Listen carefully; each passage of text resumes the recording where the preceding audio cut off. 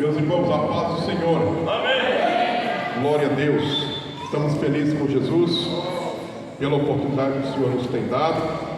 Eu quero convidar os nossos irmãos para nós abrirmos as nossas Bíblias. Vamos ler a palavra do Senhor.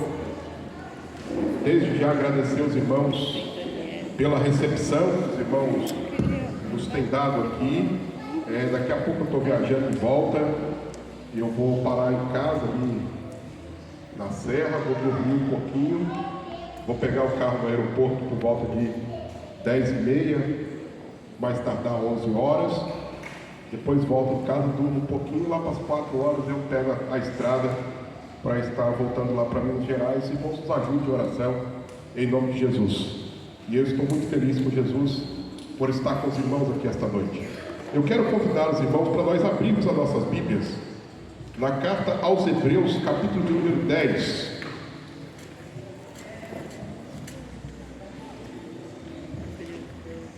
Nós vamos ler alguns versículos da palavra de Deus. Vamos fazer o seguinte, irmãos, nós vamos fazer mais uma oração, os irmãos se assentam e nós vamos ler a Bíblia sentados mesmo. Pode ser assim? Amém? Vamos orar mais uma vez então. Nós vamos ler bastante Bíblia hoje. Eu vou pregar bem rápido. Hoje não vou dar um estudo, como eu falei com os irmãos ontem, vou pregar um pouquinho mais rápido que ontem. Aí eu vou pregar até umas 8h40. Os irmãos têm paciência comigo aí. Amém. Jesus. Amém. Pai, nós te damos graça. Muito obrigado, Deus, por esses dias de comunhão com os teus servos, de estarmos aqui. Que o Senhor venha falar conosco esta noite de maneira poderosa.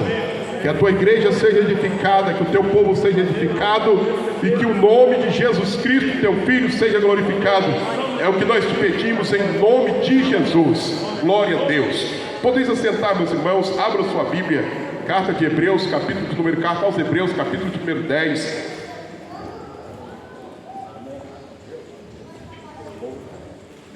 Carta aos Hebreus, capítulo de número 10. Vamos ler a palavra do Senhor? A partir do primeiro versículo, a palavra de Deus diz assim: porque tendo a lei a sombra dos bens futuros, e não a imagem exata das coisas, nunca, pelos mesmos sacrifícios que continuamente se oferecem a cada ano, podem aperfeiçoar os que a ela se chegam. De outra maneira, teriam deixado de se oferecer, porque, purificados uma vez os ministrantes, nunca mais teriam consciência de pecados nestes sacrifícios. Porém, cada ano se faz comemoração dos pecados, porque é impossível que o sangue dos touros e dos bodes tire pecados. Pelo que, entrando no mundo, diz: sacrifício e oferta não quisestes, mas corpo me preparastes. Holocaustos e oblação pelo pecado não te agradam. Então disse: eis-me aqui venho. No princípio do livro está escrito de mim, para fazer a vontade, ou para fazer, ó Deus, a tua vontade. Como acima diz: sacrifício e oferta, e holocaustos e oblação pelo pecado não quisestes, nem te agrada, os quais se oferecem segundo a lei. Então disse: eis aqui venho para fazer, ó Deus, a tua vontade. Tira o primeiro, para estabelecer o segundo. Amém? Amém. Glória a Deus. Meus queridos, ontem nós começamos a falar a respeito das dispensações, ou seja, das eras e dos tempos que Deus ele traçou para se relacionar com o ser humano. Nós observamos ontem, quando estávamos falando a respeito da primeira dispensação que a Bíblia traz para nós, e nós colocamos nela, ou chamamos o nome de dispensação da inocência. E na dispensação da inocência, o homem passa por um período de tempo no jardim, e no jardim ele tem um relacionamento perfeito com Deus. No jardim ele tem um relacionamento perfeito com Deus. O relacionamento do homem com Deus no jardim era algo tão tremendo, que diz a Bíblia que Deus passava pela viração do dia para que pudesse conversar com o homem. O homem estava nu, porém era revestido de glória, revestido de luz, de modo que mesmo estando nu, ele não se sentia nu na presença de Deus, e Deus estava constantemente ali para falar com ele. Mas veio o pecado, E o pecado entra no mundo através de Adão e de Eva. E Adão e Eva pecam deliberadamente, ou seja, eles não foram obrigados a pecar. Eles receberam uma oferta de pecado por parte de Satanás e decidiram, por livre e espontânea vontade, pecar contra o Senhor Deus. O pecado traz consequências. A primeira consequência foi um afastamento da presença de Deus. A segunda consequência foi que eles foram expulsos do jardim. A terceira consequência é que o pecado trouxe a morte a todos os homens. A quarta consequência é que o pecado livrou, o pecado levou o homem a estar impedido de tocar na árvore da vida, aquela que, se ele comesse, ele poderia viver eternamente. A quarta consequência é que a terra foi amaldiçoada por conta do pecado do homem, e coisas terríveis vieram a acontecer. Desta geração que sai, perdoe-me, desta geração que sai de dentro do jardim do Éden, pelo menos duas famílias se destacam. Uma família chamada da família de Caim, que era uma família ímpia, que não tinha compromisso com Deus.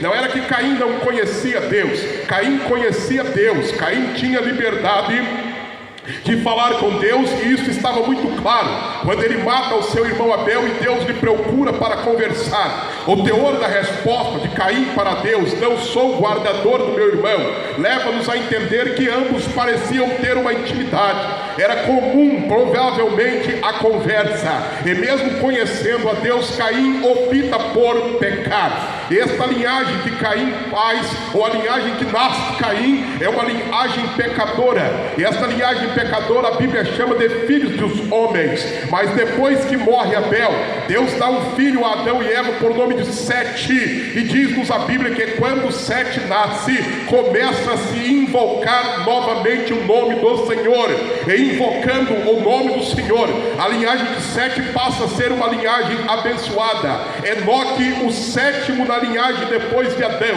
era da linhagem de Sete, de uma comunhão tão profunda com Deus, que diz a Bíblia que Enoque andou com Deus, e Deus o transladou para si, para não ver a morte. Contudo, os filhos que nascem da linhagem de Sete, com o passar do tempo, começam a ter um contato muito grande com os filhos que nascem da linhagem de Caim, e esta comunhão dos filhos de Deus com os filhos dos homens, ela começa a trazer uma perdição espiritual, ela começa a trazer uma perda da comunhão com Deus, e os filhos de Deus pecam deliberadamente. A raça humana começa então a tornar-se cheia de violência, cheia de pecado, e a violência e o pecado era algo tão terrível que Deus decide destruir a raça humana, e a destrói pelas águas do dilúvio, livrando a Noé e a sua família, a sua esposa, os seus 3 filhos, Sem, Cã e Jafé, e as suas 3 noras.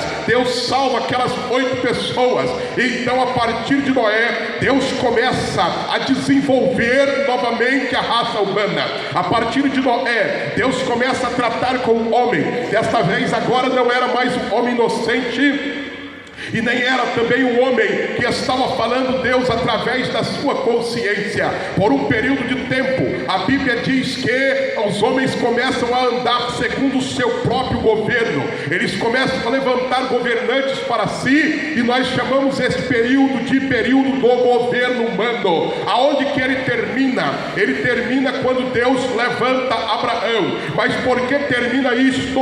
Porque dentro do governo humano, os homens resolvem se rebelar novamente contra Deus. Deus prevê ou observa que um homem por nome de Nimrod, ele começa a construir uma torre na cidade ou na região de Babilônia, a torre chamada Torre de Babel, e a intenção dele era que a torre chegasse aos céus. A intenção da torre chegar ao céu não era ruim, a intenção da torre chegar ao céu em si só não era uma intenção má. O problema é que chegar ao céu, na vontade dos homens da geração de Nimrod, não era ter uma comunhão com Deus. Chegar ao céu para se aproximar de Deus era algo muito bom, mas a intenção dele não era se aproximar de Deus. A intenção de Nimrod era que os homens pudessem olhar para aquela torre alta e não se espalhar pela face da terra. A intenção dele é que os homens vivessem juntinho, mas a propósito de Deus para Adão, ainda no jardim do Éden, capítulo 2, versículos 27 e 28 de Gênesis, era que o homem crescesse, fosse fecundo, se multiplicasse e enchesse a terra. A intenção de Deus era que a terra fosse povoada pelos homens, ao construir uma torre para que todos os homens pudessem viver em torno dela, para que pudessem estar sempre próximo. Nimrod faz uma proposta aos seres humanos de desafiar a Deus, desobedecendo-lhe uma ordenança que era povoar a terra. Deus confunde a língua dos homens, Deus os espalha de maneira poderosa, e quando Deus espalha os homens, então Deus traça uma outra forma de se relacionar com os homens, porque os homens, governados pelos próprios homens, estavam cada vez mais afastados de Deus. Então levanta-se um novo tempo, em que nós chamamos de dispensação dos patriarcas. Nesta dispensação, Deus começa a se revelar a seus servos, os patriarcas. O primeiro que Deus fala através de Abraão. Abraão foi o homem que Deus chama na terra de Ur dos Caldeus. Nesta terra, Abraão vivia em meio à idolatria plena. Contudo, Deus chega para Abraão no meio daquela idolatria e diz: Abraão, sai da tua terra, do meio da tua parentela, e vem para uma terra em que eu vou te mostrar. Abraão ouve a voz de Deus, Abraão abandona tudo e então começa a seguir a orientação de Deus. Meus queridos irmãos, a intimidade de Deus com Abraão, a interação de Deus com Abraão era algo tão profundo que só perdia para a mesma interação de Deus com Adão e Eva. Era algo tão profundo que poucas vezes vamos encontrar na Bíblia alguém que tinha com Deus uma intimidade tão profunda como Abraão. Talvez Moisés estivesse com Deus uma intimidade maior do que Abraão, mas além de Moisés e de Adão antes de pecar, nós não encontramos na Bíblia ninguém que tivesse uma intimidade tão profunda com Deus. Isaías disse que Abraão, ele era amigo de Deus. Josafá, quando foi desafiado pelo exército da Síria, Josafá, rei de Judá, quando foi desafiado pelo exército poderoso da Síria, ele dobra os joelhos para falar, e quando ele vai orar, ele ora e diz assim: ó Senhor Jeová, lembra-te da promessa que tu fizeste a teu amigo Abraão. Ele não disse a teu servo, ele disse a teu amigo. Quando Estevão estava pregando, ele disse em Atos dos Apóstolos capítulo 6 ou capítulo 7 que Abraão foi chamado de amigo de Deus. Aquele homem tinha uma intimidade profunda. Deus começa a restabelecer uma relação com a humanidade através dos patriarcas. Deus começa a mostrar a sua glória, Deus começa a mostrar a sua vontade. E através de Abraão, ele reinicia uma nova forma de lidar com os homens. Após Abraão, Deus levanta Isaac, seu filho, e continua um relacionamento com Isaac. Oh, que coisa maravilhosa! Eu me lembro da primeira oração de Isaac. Quando Isaac orava a Deus, ele começa a oração dizendo: ó Deus de meu pai Abraão.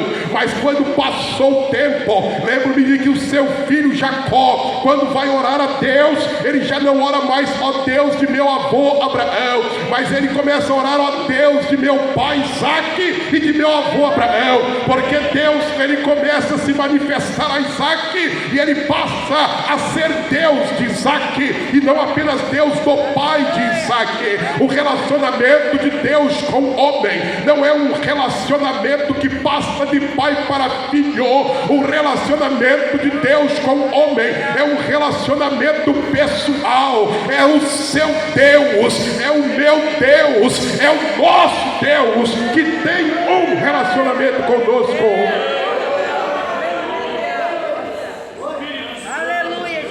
Deus usa os patriarcas. Ele usa os patriarcas. Jacó, levanta Jacó. Depois de Jacó ele levanta José, levanta os seus irmãos, e através deles Deus vem se revelando à humanidade. Mas para que tudo isto? Para preparar o povo para uma revelação mais profunda. Após levantar os patriarcas, Deus levanta um homem por nome de Moisés. Moisés, os irmãos conhecem a sua história, porque ele nasce escravo no Egito. Ele foge do Egito aos 40 anos de idade para uma terra chamada Midian, e passa mais 40 anos em Midian apacentando as ovelhas de seu sogro, um sacerdote por nome de Jetro. Eu gostaria que os irmãos observassem que depois de 40 anos trabalhando para Jetro, seu sogro, Deus encontra com Moisés no monte, e no monte Deus se apresenta a ele numa sarça. A sarça, uma pequena árvore que pegava fogo, mas não se queimava, e Moisés começa a olhar e dizer: tem algo diferente acontecendo ali, eu irei para lá e me aproximarei dela para ver o que se passa. Moisés aparentemente não tinha ideia de que era Deus que estava falando com ele, ou que queria falar com ele na sarça. Mas quando ele vai se aproximando, brada uma voz de dentro da sarça que pegava fogo, dizendo: Moisés, Moisés. E ele começa a pensar: opa, tem algo dentro do fogo, e o que está dentro do fogo conhece meu nome. Eu não sei quem é ele, mas ele sabe quem sou eu. E ele dizia: tira a sandália dos teus pés, porque a terra que tu estás é santa. E ele dizia: então eu descalço os meus pés e eu chego nu na tua presença, desprovido da minha proteção, porque eu entendo que tu és maior do que eu. E Deus começa a se revelar a Moisés. Deus tinha duas intenções importantes. A primeira era libertar Israel da escravidão do Egito. A segunda era fazer de Israel um reino sacerdotal, aonde a vontade de Deus pudesse ser conhecida de todas as nações. Deus leva Moisés. Moisés tira Israel poderosamente do Egito. E quando está no seu caminhar, o Egito em direção à terra prometida, no Monte Sinai, no deserto da Arábia, Deus lhe entrega tábuas da lei e lhe passa as recomendações para que o seu povo pudesse servir. Neste período nós chamamos de dispensação da lei. Deus começa a se relacionar o seu povo, ou com o seu povo, através da lei. E este, junto com a próxima dispensação, que é a dispensação da graça, é o que nós queremos abordar nesta noite com os nossos irmãos. Que dispensação da lei é esta? Deus entrega a Moisés as tábuas escritas com o próprio dedo de Deus. Estas tábuas se perdem, mas depois Deus escreve novamente para Moisés outras tábuas. As primeiras Moisés quebra quando desce do monte e vê o povo pecando, adorando bezerro de ouro. Mas Moisés lavra outras duas pedras. Ele sobe no monte e Deus escreve novamente. Além destes 10 mandamentos que Deus escreve na pedra, Deus dá a Moisés outros mandamentos. Eu quero que você observe comigo esta noite, para que não haja nenhum mal entendido de nossa parte. Quando nós falamos de dispensação da lei, a primeira coisa que vem à nossa cabeça é mandamento. Mas a principal palavra da lei não é mandamento. A principal palavra da lei é amor. Repete comigo, por favor, vamos lá. Amor. Mais uma vez, para ficar mais forte e mais bonito. Amor. A principal palavra da lei é amor. Às vezes nós estamos entendendo errado a palavra de Deus, achando que a lei do Senhor, ela consiste em mandamentos. Anote para mim, por favor, Isaías capítulo de número 28. Deus levanta o profeta e começa a dizer para os seus servos, os sacerdotes e os líderes do povo: quando vocês se enchem de pecado, os meus mandamentos começam a ficar pesados para vocês. A minha palavra é mandamento em cima de mandamento, é regra em cima de regra. Mas porque a palavra é mandamento em cima de mandamento e regra em cima de regra, é porque eles não tinham a percepção de Deus. Quem obedece a Deus por lei, quem obedece a Deus por obrigação, a palavra de Deus, ela se torna peso para ele. O mandamento de Deus se torna pesado para ele. E o profeta vai dizer: é regra sobre regra, é mandamento sobre mandamento. Porque vocês estão cheios de vinho, vocês estão se embebedando, tem pecado do ponta do pé até o cabelo da cabeça. E por isso que a minha palavra tem sido pesada para vocês. Mas na verdade, quando nós falamos de lei, nós precisamos ouvir quem entende de lei. E quem entende de lei melhor do que aquele que é o Senhor da lei, o nosso Senhor Jesus Cristo. Ninguém entende de lei melhor do que ele. Mateus capítulo de número 22, ele começa a escrever para nós. Permita-me conferir com os irmãos. Mateus capítulo de número 22, os homens chegam para Jesus e começam a perguntar-lhe, dizendo: ó mestre, nós queremos saber de ti qual é o maior dos mandamentos. E eles vão perguntando para Jesus, versículo 37, no versículo 36, eles chegam para Jesus e dizem: qual é o grande mandamento da lei? E alguém poderia estar pensando: o grande mandamento da lei é não matarás, porque tirar uma vida é algo terrível. Ou alguém poderia dizer: o grande mandamento da lei é não furtarás, porque tomar o que não é teu é algo terrível. Alguém poderia dizer: o grande mandamento da lei é não cobiçarás, porque cobiçar o que não é teu é algo terrível. Outro poderia ser mais avarento e dizer: o grande mandamento da lei é trazer o dízimo, todos os dízimos à casa do tesouro, porque estava de olho no dinheiro que entra na bolsa. Jesus olha para aqueles homens e surpreende, dizendo: o grande mandamento da lei é: amarás, pois, o Senhor teu Deus de todo o teu coração, de toda a tua alma, de todo o teu entendimento. Este é o primeiro e grande mandamento. Quando nós falamos de lei, nós estamos falando de amor.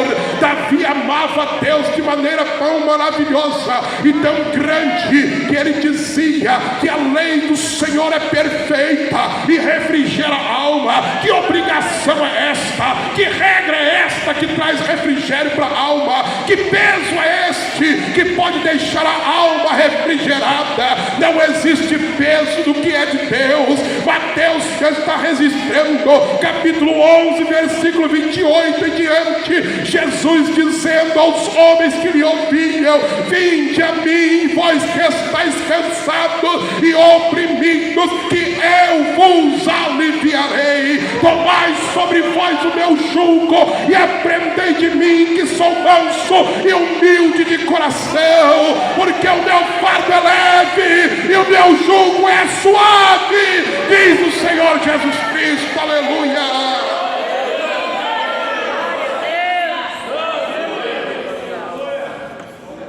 Mas Jesus continua. E ele diz assim: vamos continuar aí, os irmãos abriram a Bíblia em Mateus capítulo 22, versículo 37. Vamos continuar. Versículo 38 ele diz assim: este é o primeiro e grande mandamento. Versículo 39 ele diz assim: e o segundo é semelhante a este. Alguém perguntou para ele qual era o segundo mandamento? Ninguém perguntou, né? Perguntaram qual era o maior. Não quero perguntar o segundo. Ele fala: eu vou falar logo o segundo, porque esse povo é hipócrita. Aleluia. Esse povo vai fingir que ama a Deus, vai fingir que ama a Deus. Então eu vou explicar para eles qual é o segundo. E o segundo mandamento é semelhante a este: amarás o teu próximo como a ti mesmo. Aí ele vai no versículo 40, está escrito aí na Bíblia dos irmãos. Abre a Bíblia, irmão, confere e vai que o pregador está falando besteira. Descobre na Bíblia se o pregador está falando besteira e nunca mais dá oportunidade para ele. Não é verdade, pastor? Nunca mais dá oportunidade para ele. Versículo 40 do capítulo 22: destes dois mandamentos depende toda a lei e os profetas. Está escrito na Bíblia dos irmãos ou não está? Amém. É Jesus ensinando para aqueles homens: vocês estão precisando aprender que a lei do Senhor, ela é baseada no amor. Ela não é um monte de regras, um monte de compilado de mandamentos.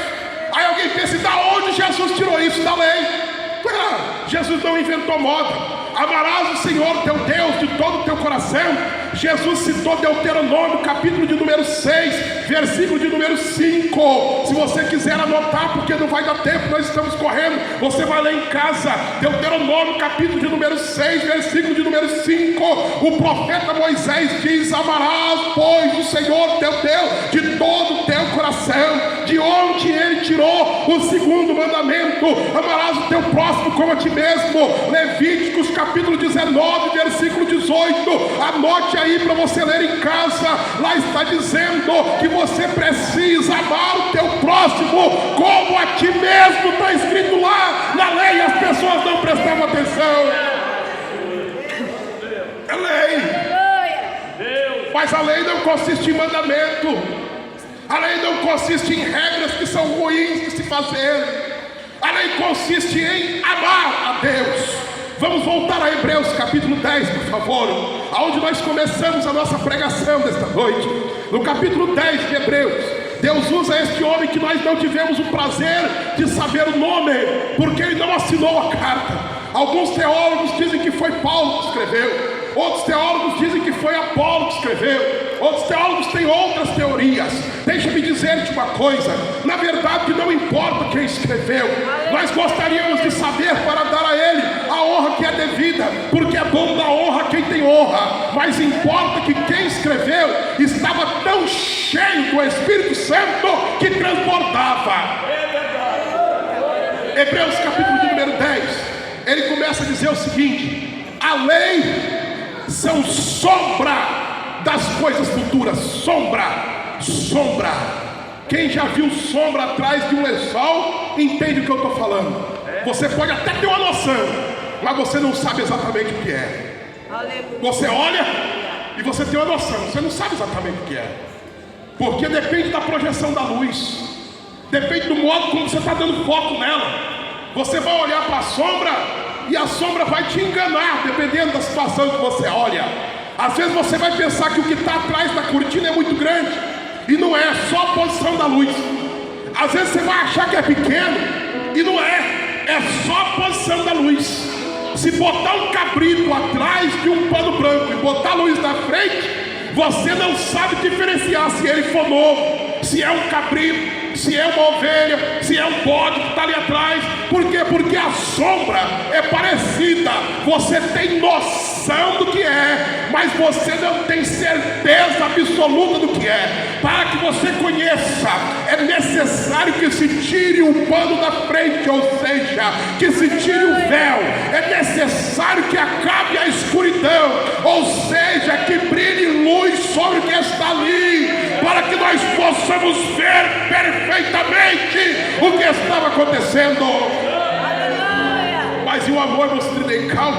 Porque nós lemos a Bíblia aqui em Hebreus capítulo de número 1, e ele disse para nós a respeito de algo tremendo, quando ele fala do versículo de número 5. Lê para nós aí o versículo de número 5 de Hebreus capítulo 10, perdoe-me. Pelo que, entrando no mundo, diz: sacrifício e oferta não quisestes. Está escrito assim na Bíblia dos irmãos: mas corpo me preparastes. Versículo 6: holocausto e oblação pelo pecado não te agrada. Então disse: eis aqui venho. No princípio do livro está escrito de mim, para fazer, ó Deus, a tua vontade. Aonde que o escritor aos Hebreus encontrou isso? Salmo de número 40, versículo de número 6. Abre a sua Bíblia lá, por favor. Salmo de número 40, versículo de número 6. A Almeida, revista e corrigida, está trazendo exatamente como estou lendo com os irmãos aqui hoje. Algumas Bíblias vão trazendo a expressão: os meus ouvidos abristes, mas a Bíblia revista e corrigida vai trazer as minhas, ou a minha orelha furaste. liberdade. Olha que coisa interessante, versículo 6, está escrito: oferta, sacrifício e oferta não quiseste, os meus ouvidos abristes, holocausto e expiação pelo pecado não reclamastes. Da onde que ele tira esta expressão de orelha furada ou de ouvido aberto? Esta expressão ele tira de quando um escravo estava na casa de seu senhor, e segundo a lei de Moisés, quando chegava no ano do jubileu, o escravo ganhava liberdade da casa do seu senhor. Se este escravo fosse judeu, ele não podia ficar mais do que 6 anos escravo. Ele ficava 6 anos trabalhando para o seu senhor e recebendo metade do salário de um trabalhador, porque não podia se escravizar um judeu. Mas quando estava no 7º ano, ele recebia liberdade. Mas de repente, diz o grande homem de Deus Moisés, que se acontecesse daquele escravo não querer sair da casa do seu senhor, sabe como que funcionava o negócio? Ele chamava os cidadãos, os anciões da época, levavam-o até a praça pública, na frente dos anciões, e falava na frente de todo mundo assim: olha, eu não quero sair da casa do meu senhor. Mas por que não quer? Não quero porque eu amo meu senhor, eu prefiro ficar na casa dele. Na casa dele eu conquistei família, na casa dele eu conquistei filhos, na casa dele eu cresci. Quando eu era livre, eu não era tão feliz quanto sendo servo dele. Aí alguém diz: mas você não pode ser servo dele, pai. Ele diz: mas eu quero ser servo dele. E como é que vamos fazer? Então ele pegava um sovelo, ele furava a orelha do escravo e deixava a orelha do escravo furada. E quem olhava para aquele homem com a orelha furada, olhava para ele e dizia: ali vai um homem que ama o seu senhor. Ele não é escravo porque quer ou porque é obrigado, ele é escravo porque ele ama o seu senhor. A lei de Deus não é para quem é obrigado. Quem é obrigado não consegue suportar o fardo das regras e dos mandamentos. A lei do Senhor é perfeita para aqueles que o amam, e para quem ama ela é refrigério para a alma. Aleluia. E lá foi embora nossas horas. Mas nós vamos falar mais alguns minutinhos com os nossos irmãos. Não posso não, pastor, que eu tenho que pegar o carro lá em Vitória, senão a gente ia em nome de Jesus. Mas preste atenção, meus queridos irmãos, o que acontece com a lei. Aleluia.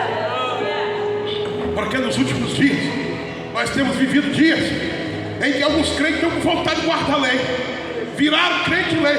É engraçado.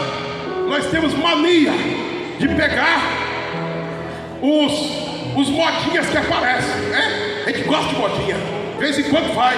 Os crentes assembleianos nunca foram muito chegados de moda, né? Os irmãos, quando andavam na moda, o pastor ia lá e dava logo uma tesourada, botava os irmãos fora de comunhão.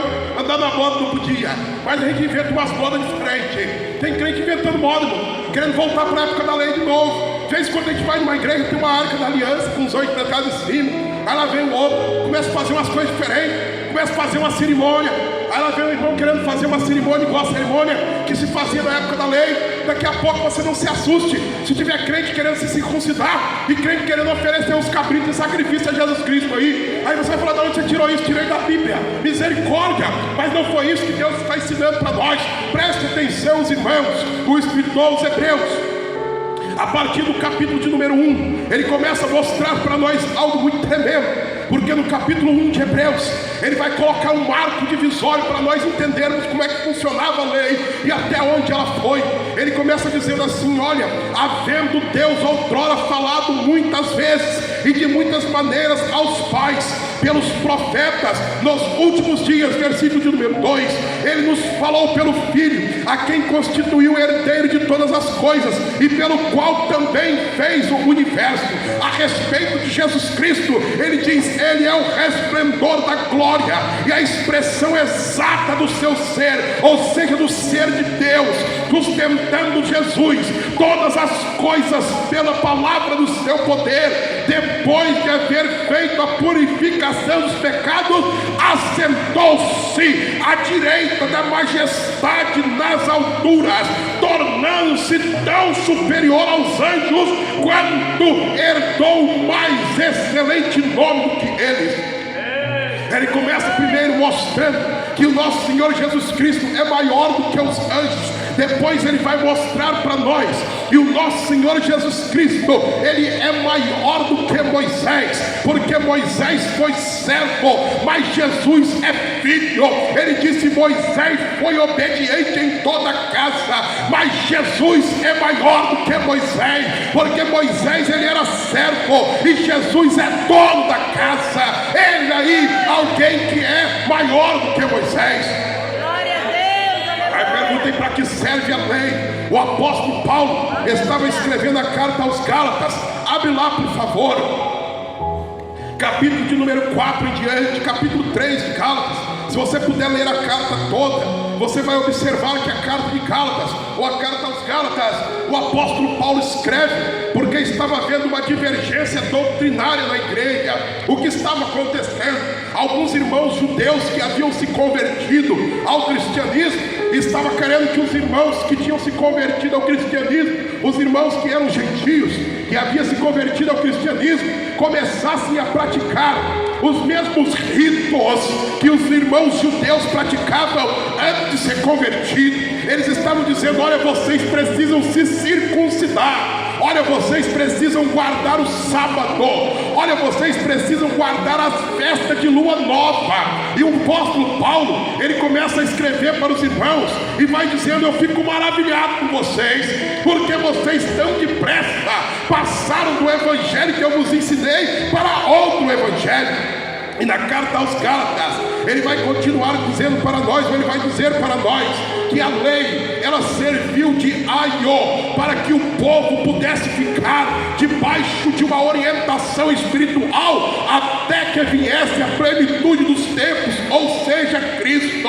A lei, ela era a sombra, Jesus é a realidade. É por isso que aqueles chefes da sinagoga olharam para Jesus um dia e disseram: você está curando um homem no sábado.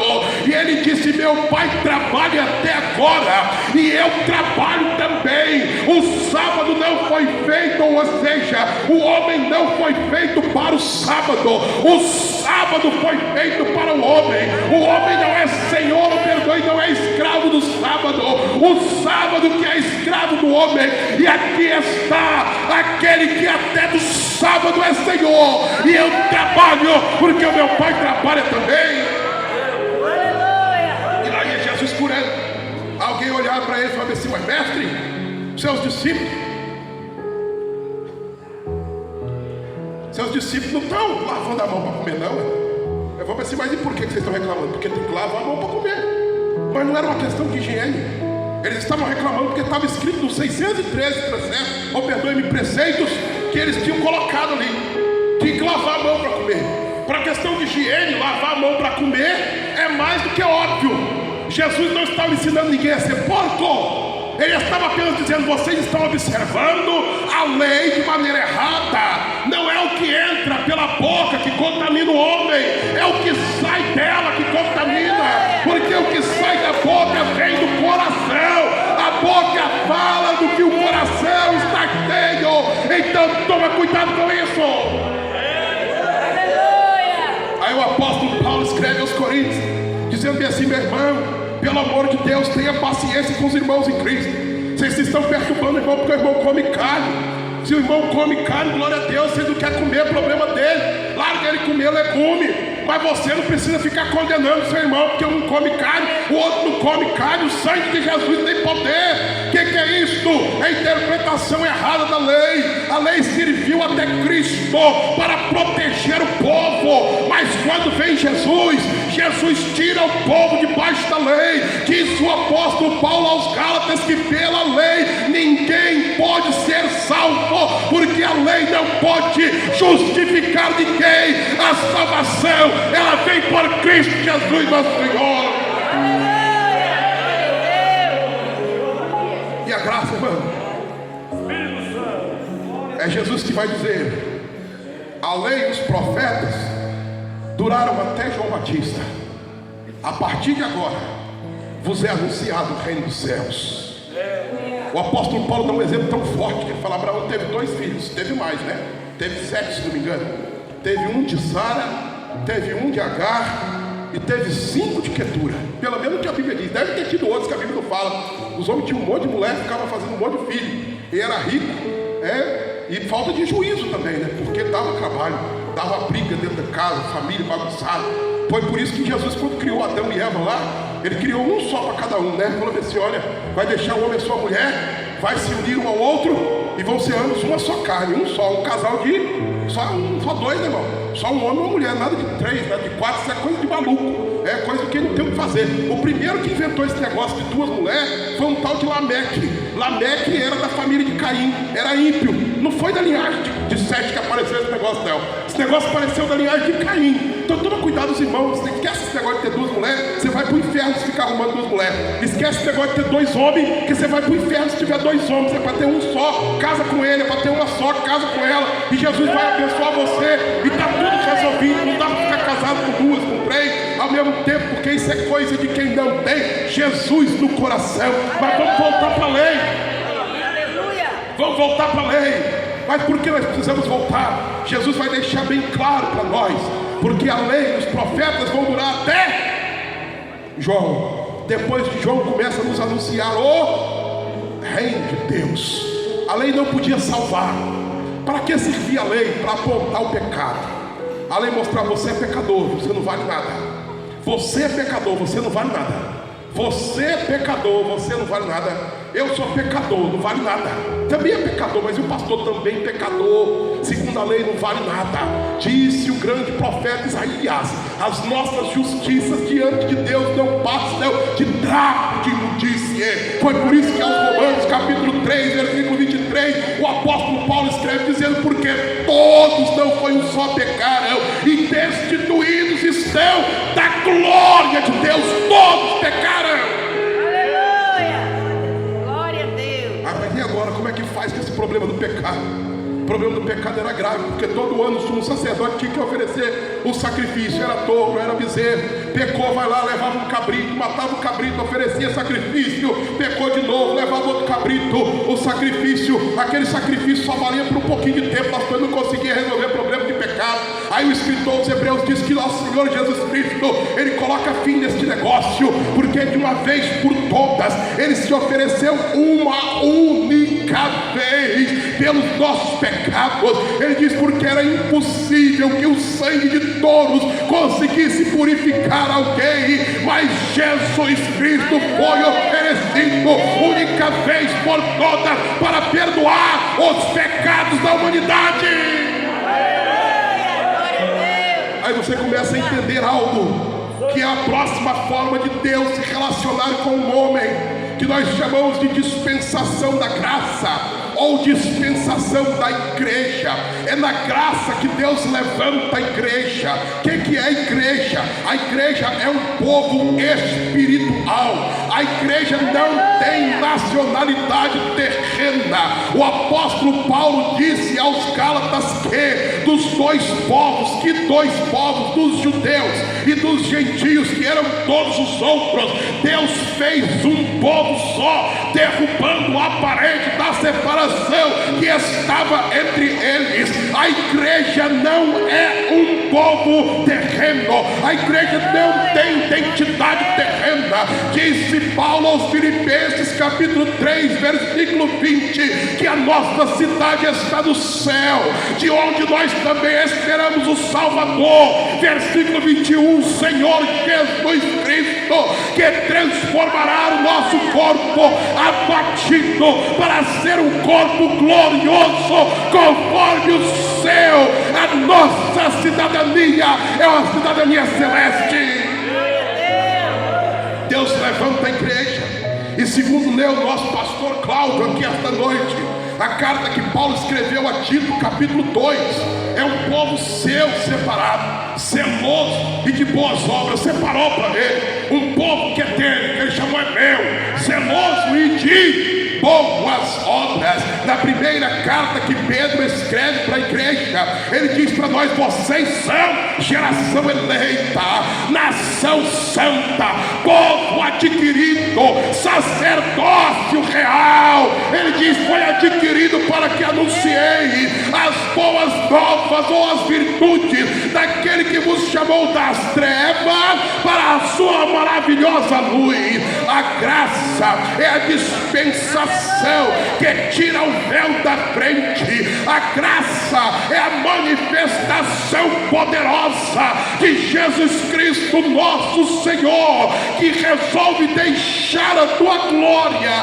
E segundo Paulo escreveu aos Filipenses, capítulo de número 2, a partir do versículo de número 5, desenfeitou a sua glória, tomou a forma de homem, e na forma de homem ele humilhou-se, colocando na condição de servo, e foi até a morte, e a morte de cruz. Olha que coisa tremenda. Mas por que isto?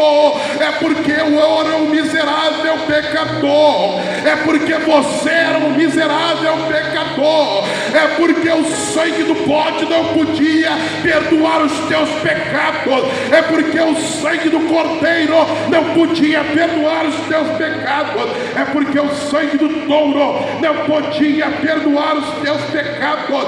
Então Deus manda Jesus, que segundo João Batista é o Cordeiro de Deus que tira o pecado do mundo, para que pudesse morrer, a fim de que nós venhamos a ser salvos. A graça restaura algo tremendo que estava faltando na lei. Que grau tremendo era esse, irmão? A graça restaura algo chamado fé. Algo chamado fé. Mas por quê? Porque na graça a salvação é pela fé. Disse o apóstolo Paulo aos Efésios, capítulo número 2, versículo de número 8: porque pela graça sois salvos por meio da fé. Isso não vem de vós, é dom de Deus, não vem das obras, para que ninguém se glorie. Qualquer coisa que você fizer vai ser muito bom para a sociedade. Qualquer coisa boa que você fizer vai ser muito bom para a sociedade. Quando você dá esmola, isso é muito bom. Quando você ajuda o mais pobre, isso é muito bom. Quando você está ajudando a sua família, isso é muito bom. Quando você faz o bem para qualquer pessoa que você nunca viu, isso é muito bom. Mas isso não salva. Tinha um homem na Bíblia, Atos dos Apóstolos, capítulo de número 10, chamado Cornélio, que a Bíblia diz que ele dava esmolas, que até Deus ficou impactado com as esmolas dele. Mas as esmolas não podiam salvar. Quem salva é Jesus. Não existe obra que você possa fazer que seja capaz de perdoar os teus pecados. Aleluia, glória a Deus. Aí então a graça vem, e a graça diz o seguinte: para você ser salvo, você precisa de fé. Aí o apóstolo Paulo, quando escreve os Romanos, capítulo 10, ele vai dizer para nós assim: olha, todo aquele que invocar o nome do Senhor vai ser salvo. Mas como pode invocar o nome de alguém que não creu? Como é que pode invocar aquilo que você não tem fé? Porque crer é um ato de quem tem fé. Como que você vai invocar o que não creu? Mas como vai crer se nunca ouviu falar dele? Mas como vai ouvir se nós não enviarmos alguém? Está escrito: quão formosos são os pés daqueles que anunciam o Evangelho, daqueles que anunciam boas novas. Aí ele vai continuar dizendo para nós: olha bem, porque com o coração se crê, é com o coração, é lá no profundo, para a salvação, e com a boca a gente faz confissão diante dos homens. Se arrepende e crê e faz confissão. A fé ou a graça diz o seguinte: Jesus faz tudo para você. Não é que Jesus quer que você seja um vagabundo, que você viva sem fazer nada. é porque você não pode fazer.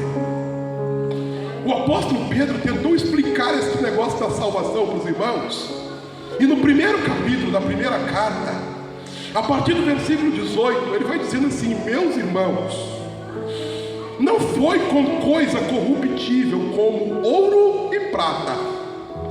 Ele pega dois metais extremamente preciosos e ele fala assim: não foi com coisas corruptíveis como ouro e prata. Quando ele falava ouro e prata, alguém já sabia, está falando de algo muito precioso. Aleluia. Que fostes resgatados, glória a Deus, que fostes tomados da vã maneira de viver que vocês receberam por tradição dos pais, mas pelo precioso sangue de Cristo.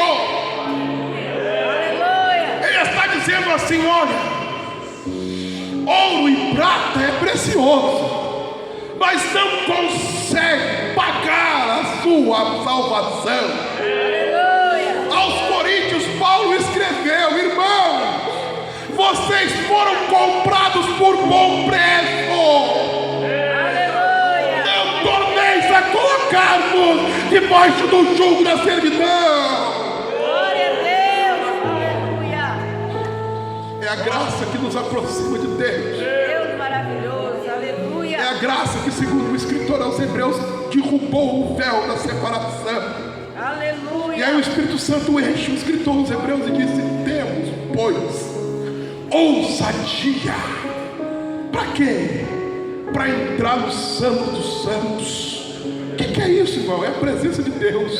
Glória a Deus. É o lugar onde Ele se manifesta. E Ele disse: agora você pode. Como que pode? Pelo novo e vivo caminho que Ele que em Cristo consagrou pela sua morte. Olha que coisa tremenda. Jesus traz para nós a solução na graça de nos aproximarmos de Deus. E esta proximidade é algo tão tremenda que Ele fez uma promessa para nós. Ele juntou os seus discípulos um dia e disse assim: não se turbe o vosso coração. Aleluia. Evangelho de João, capítulo de número 14. Pode anotar para ler em casa. Aleluia. Credes em Deus, credes também em mim. Na casa de meu pai há muitas moradas. Se não fosse assim, eu teria contado para vocês. Vou preparar lugar para vocês. E quando eu for, eu voltarei outra vez. Eu vos levarei para mim mesmo, para que onde eu estiver, estejais vós também. Eu tenho uma promessa na aliança que eu faço com vocês. Glória a Deus. Que quem fizer parte desta aliança estará comigo. Aleluia. Aquele homem ou aquele ladrão que estava na cruz do lado direito dele, olhando, dizendo: Senhor, lembra-te de mim quando entrares no teu reino. Aleluia. Ele olha para ele e diz: é hoje mesmo. Glória a Deus. Aleluia. É hoje. Você morre daqui a pouco e eu também. Mas nós vamos estar juntinho no paraíso. É hoje mesmo, não vai ser amanhã. Porque a graça quer te levar para perto. Aleluia, Deus. A graça te proporciona a possibilidade de se aproximar de Deus. A graça cobre você com o sangue de Jesus Cristo, e os seus pecados são perdoados, e o seu nome é escrito no livro da vida, e você tem acesso ao céu pelas portas. Aleluia, glória a Deus. Isso é graça. Mas a graça não te dá a liberdade de andar de qualquer jeito. A graça, o nosso irmão leu aqui hoje, segundo Tito, capítulo 2, a partir do versículo 12. Ele vai deixar assim: olha, deixando de lado o pecado, a impureza, a malícia. Mas a graça não se manifestou salvadora, trazendo salvação para todos os homens. Manifestou salvadora, ensinando-nos. Ensinando que a gente não pode viver em pecado. Versículo 12. Lê lá para ver se não está escrito lá no versículo 12. Porque tem gente que só lê o primeiro versículo, só o 11, né? Vamos lá ler Tito, capítulo 2. Nós vamos terminar agora em nome de Jesus. Tito, capítulo de número 2. Aí a gente lê o versículo de número 11. Versículo 11. E o versículo 11 vai ser maravilhoso. Eu vou ler na versão Almeida Revista e Corrigida. E ele está dizendo assim, ó: porque a graça de Deus se há manifestado, trazendo salvação a todos os homens. Ó, irmão, não é só para alguns. Não é só para alguns, não, é para todos. Aleluia. A graça traz salvação para todos os homens. Existe uma doutrina sendo pregada na igreja de que a salvação é apenas para um grupo de escolhidos. Mas o grupo escolhido se chama igreja. E como que você faz parte da igreja? Aceitando Jesus como Senhor e Salvador. A graça, ela é estendida a todo mundo. Quem quiser Jesus, a graça está estendida, está escrito. Porque a graça de Deus se há manifestado, trazendo salvação a todos os homens. Aí vamos ler o versículo 12. Olha como é que Deus faz: ensinando-nos que, renunciando à impiedade e às concupiscências mundanas, ou seja, para de pecar. Aleluia. Vivamos neste presente século sóbria, justa e piamente, aguardando a bem-aventurada esperança. Que bem-aventurada esperança que a igreja aguarda? O aparecimento da glória do grande Deus e nosso Senhor Jesus Cristo, o qual se deu a si mesmo por nós, para nos remir de toda iniquidade e purificar para si um povo seu, zeloso, especial, zeloso de boas obras. É isso que está escrito aí. A graça não dá direito a ninguém de andar pecando de qualquer jeito. É para tomar vergonha na cara, em outras palavras, e ter uma vida pia, santa e agradável a Deus. Esta é a vontade do Senhor. Agora a graça está aí para salvar. O apóstolo Paulo disse que a Timóteo, capítulo 4, que Deus quer que todos os homens se salvem e cheguem ao pleno conhecimento da verdade. Não são apenas alguns. Deus quer que todos se salvem. Se você não for para o céu, é porque você não quis. Não é porque Deus não escreveu o teu nome na lista. O nome na lista vai ser escrito a partir do momento que você entregar a sua vida para Jesus. Vamos ficar de pé para nós orarmos esta noite. Glória a Deus.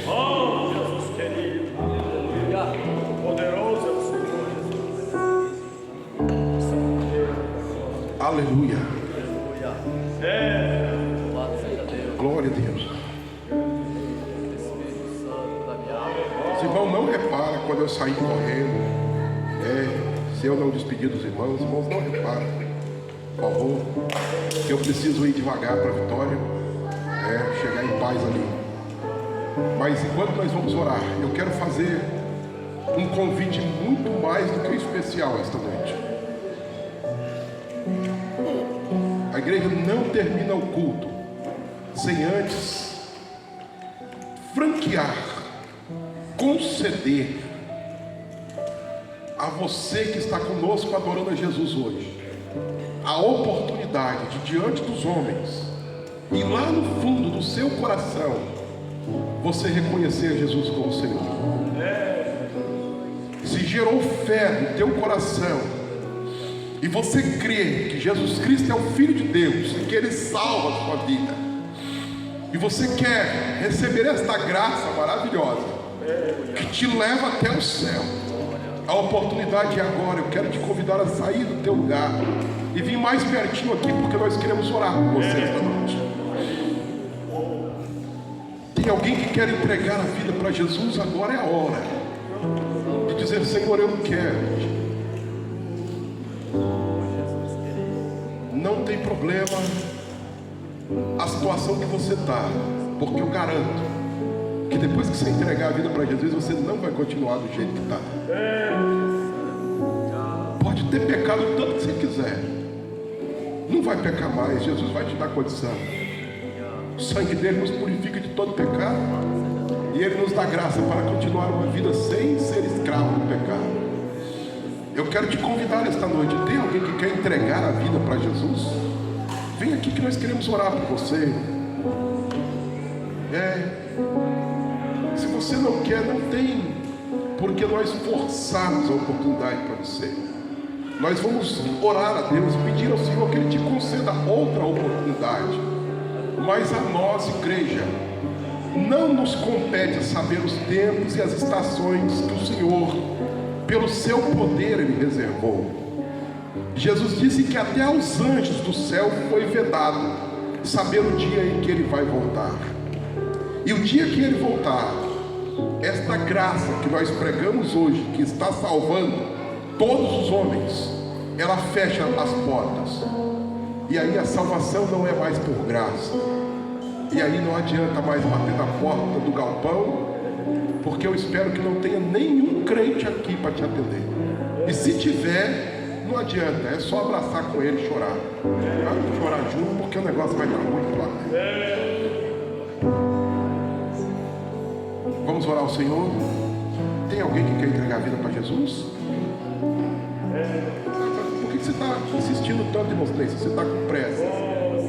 Porque é precioso demais, né, irmão? O que custa eu atrasar 5 minutinhos na minha viagem? Sua vida é muito mais importante do que 5 minutos da minha viagem. Levante as mãos para o céu ou abaixe a sua cabeça e vamos orar ao Senhor. Pai, muito obrigado. Obrigado por tudo que o Senhor tem dado-nos nesta noite, a tua igreja, pelo carinho do teu povo. Leva-nos em paz. Agora, Senhor, abençoe a nossa vida. Nós possamos chegar debaixo da tua graça. Deus, que a tua igreja tenha sido edificada. Que o teu povo possa sair daqui com vontade de chegar em casa e ler mais a Bíblia, ler mais a Bíblia. Orar mais, orar mais, orar mais. Buscar mais a tua presença, ter mais comunhão contigo. Que nós possamos viver um tempo de fé e de graça. Que a unção do teu Espírito seja presente no meio da tua igreja. É o que nós te pedimos em nome de Jesus, Senhor. Amém. Glória a Deus.